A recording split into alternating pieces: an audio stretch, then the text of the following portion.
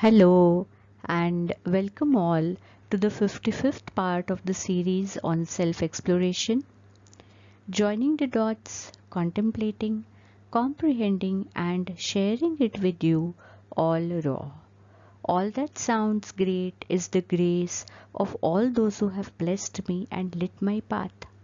And all that sounds not so great is my limitation. So let's get going. All those who lit my path, all those who lit the path of everyone in our family. What do we call them? Men, noblemen, or gods disguised for us? It all depends on how do we define ourselves. Theism. A theist is one who believes in God, dictionary meaning, and an atheist is one who does not believe in God. But the question is, how do we define God? How does every person define God? If he is limiting his definition of God only to the idols in the temple and then calling himself an atheist, he should check out on what are his takes on life. Does he believe in goodness? Does he believe in nature? Does he believe in life? Well, then he is a theist. If you believe that you are alive, from where has this life come? Do you have an answer on that?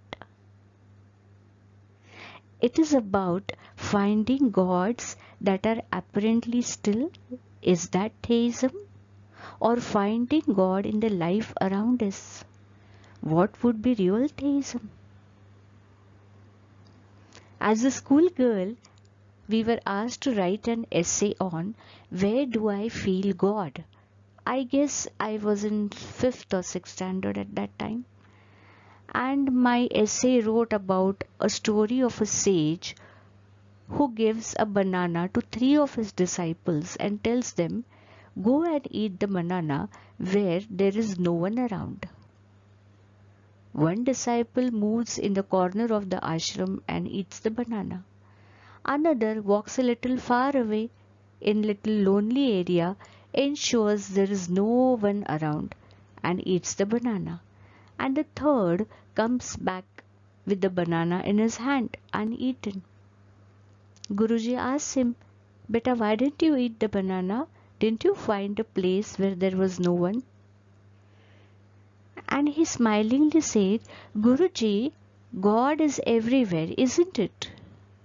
So, how do I find a place where there is no one? I could not eat the banana.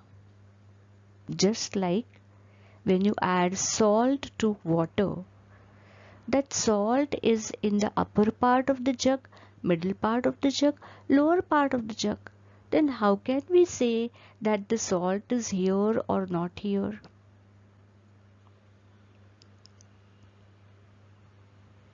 It is a very faint line between the lifelike treatment for the idols.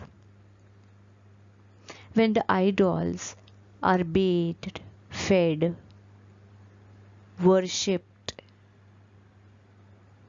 nicely dressed up, we are finding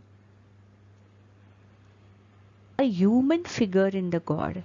We are trying to develop a bond like that of a human with the idol, and through that bond an attempt to reach the God.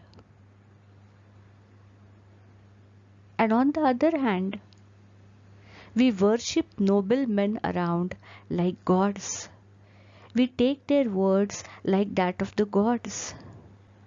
We believe that God descends down through these noble men around us. My mother always talks of the advocate she worked with as a teenager. He was an astute lawyer, and my mom had lost her father in the tender age of 16. She was doing 2 jobs a day and tired when she went to the office of this lawyer. He always kept healthy snacks for her with a cup of tea.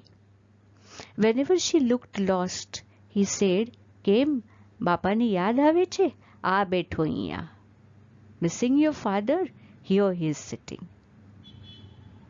A very soft and close to heart relation they shared. Once my mom plucked 2 flowers hanging out from the compound and gave the flowers to Bhai. The feeling was very good to express her love, her gratitude, her thanks to him. He said, "Baby, આ તો ચોરી કહેવાય. કોઈ દિવસ આમ નહીં લેવાના. This is theft, dear. Never again take it this way." Mom was just 16. ठीक भाई, હવે નહીં લઉં કોઈ દિવસ. Never again, bhai, will I take flowers. She follows it till today. She is 86 now. Something that noble men around us tell are words that get graved on our hearts. And on the other side, from that day onwards, till my mom worked with Bhai daily with her snacks, there used to be a big fresh rose on the table for her. The reciprocation of the integrity and the sincerity she had shown for his words. In which words, in which frame can we fit these subtle feelings? Worshipping without a noise and caressing without words. Worshipping without a noise. There was no noise in this worship that she had in her heart for him. There was no display of it. It was very subtle in the heart. So was his caressing for her without words. Similar is the caressing that the divine power shows us through the idol or through such noble men who descend in us because we have worshipped the idol like noble men. A subtle and complicated feeling. This example was just a glimpse of the legacy that has continued in our family ever. Or maybe we were blessed to develop the vision to notice the nobility in the men that surrounded us, those men who appeared as gods to us. They have always filled our lives with divine and pure love, caressing without words. And we have worshipped them without noise. And the idols of the gods in our house?